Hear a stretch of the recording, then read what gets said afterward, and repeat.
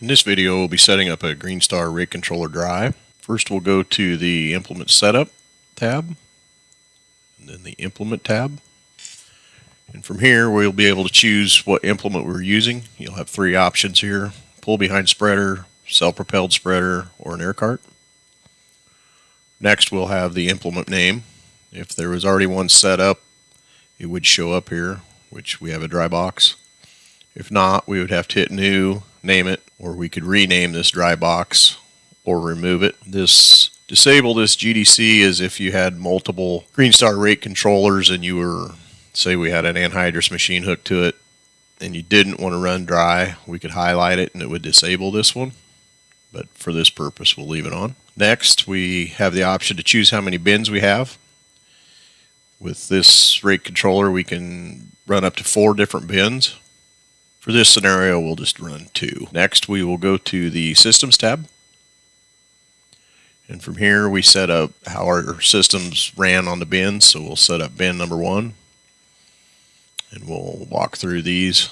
Either you'll have a fast close or a PWM close, depends on your system, but we'll choose fast close today. And then there should be conveyor control valve calibration numbers. And then we have a speed sensor calibration.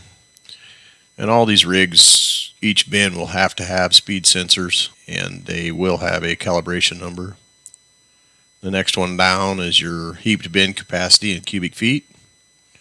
And then if you have a bin level switch installed, you can check it. And then we'll hit accept. We'll do the same for bin system 2.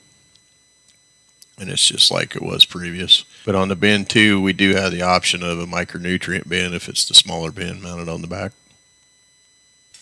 Next, we have the spinner setup.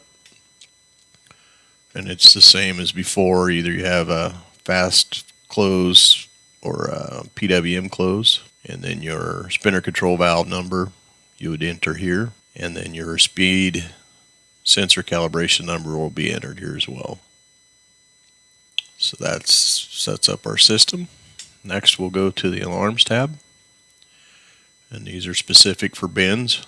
So we'll set up bin 1. You can set it so it's plus or minus 20% or whatever number you would like to use. You could turn the alarms on or off for your application rate if it misses target. Then we have the 20% bin level. You can turn off or on. And then if you have a switch in there, that will enable it as well. And then you would do the same for bin 2. And down here at the bottom, we have an alarm if your spinners are plus or minus whatever percent we enter here. It will also alarm you as well. Next, we will go to display smoothing. These are the same bin specific, so you can set them whatever rate you want. And what the rate smoothing is it's will allow the machine to get 3% off or whatever desired percentage you put into it off before it will change the actual rate on the screen. And then with the dry, we have a spinner speed smoothing as well. Next, we'll go to product setup. This is where we will designate what kind of products we're running. For this example, we have MAP and Zinc. We'll work with the Zinc one. Here we have the new tab, so if there was some other product you wanted to put in there, seed or whatever, we do have the option of storing up to 20 different products on this rate controller. Each product is defined in the controller's memory by the name. It'll keep the application units, your densities, spread widths, and spinner speeds. It'll all keep that saved in your rate controller. And along with that, it will keep each product bin or tank assigned to the specific product that's been applied by your implement. Come down to the product type, you get to name it what it is, like seed, fertilizer. You can change your application units, your spreader width, and then your product density will be entered here as well. We'll just use 54. And then we set our target spinner speed. And for this example, they did 1200, and we'll keep it. And then down here we've got rate mode. We could choose manual, predefined, or map-based. So if you had an RX, we could run a map-based rates. And then we have spinner frame and then we'll put our inches in there. And then down at the bottom we set our predefined rates here. Next, we'll go to the product bin setup. This is where we can enable them. If we wanted to only put on map, we could disable bin number 2, or we can run them both. And then we have the option of setting up bin number 1, so we'll highlight that. We'll pick our product name. Bin 1, we'll use map. Then you need to measure your feed gate opening and enter that here as well. Next, we'll enter our CFR value, which that is the amount of product dispensed in 1 revolution of the conveyor pulley. If the gate height is set at 1 inch, then we'll enter it here.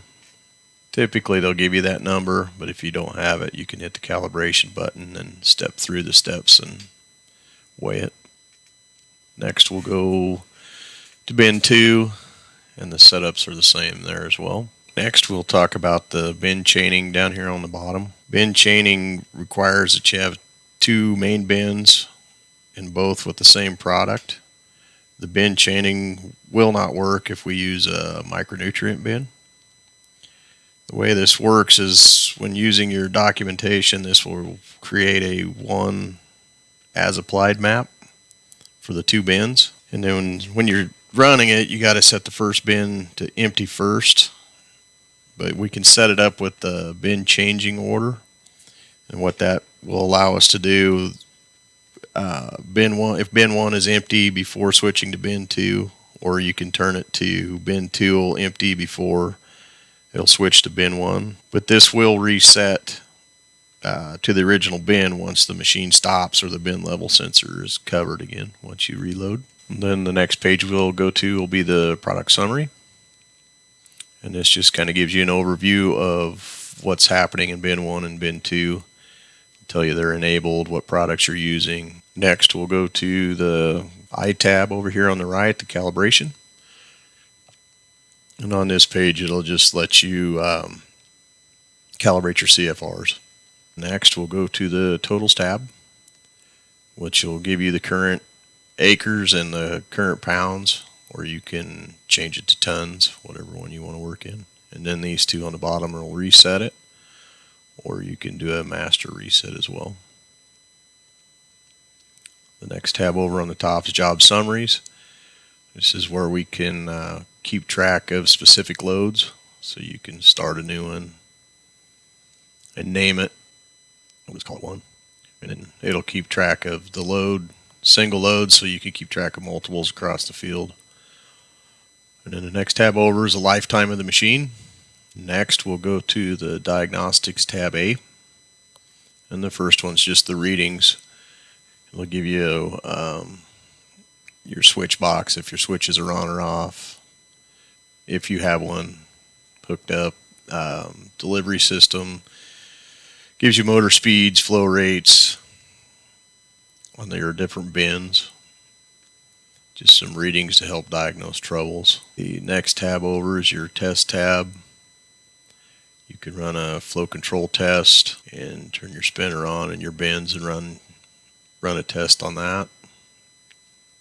We have a spreader check. I turn your spinner on, hit your master. We've got bin cleanout.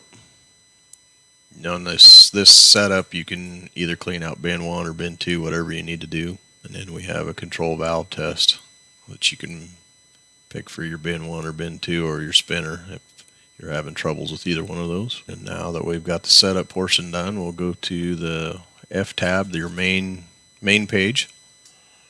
Up here in the upper left is your master, so it's where your foot switch would be turned on and off. Here's your bin 1, how many pounds we put in it. And you could set that to whatever level you'd like. Bin 2, same level sensing as bin 1. And then over here you could manually turn your spinner on or off the screen. And then we've got product applied by the acre, and then your target rates is here, so you can hit that and change your rates for bin 1 or bin 2, however you want to set it up. And then we got bin charge down here. You can hold it and it'll manually operate your conveyors, and preload your conveyors. And then next we have the capability of shutting off bin 1 or bin 2 as you're going through the field. And then down on the bottom we just got counters that you can change to view whatever you'd like. Acres an hour, how many acres are left in the field if you have boundaries set up. Conveyor speeds, but all of these are set up the same way. And then after this is all set up, we need to make sure our documentation's right. So we'll go to menu lower right, GreenStar, set up our resources. Make sure we got client farm field, make sure our task is on. And then next you can set up your conditions if you want to keep some record keeping on here. You also have the option of notes for the field and your specific job you're doing. Next we'll go to the H tab, your equipment tab, and make sure we got our machine set up. We'll just use a little tractor here. Make sure your machine setups are good. Then we'll set up our implement, and it pre-populated it. And then we need to set up our widths. Change that track spacing to 80. And we'll change our physical width to 80 as well. Accept. And next you need to change your offsets. This will be measurements that you do on the machine to set up where the product's coming out of the back with a tape measure. Next we'll go to the documentation tab. This is where you'd set up product 1 map and product 2 zinc, or you can use, and this is where you set up RXs if you had them. And then after that we should be able to document.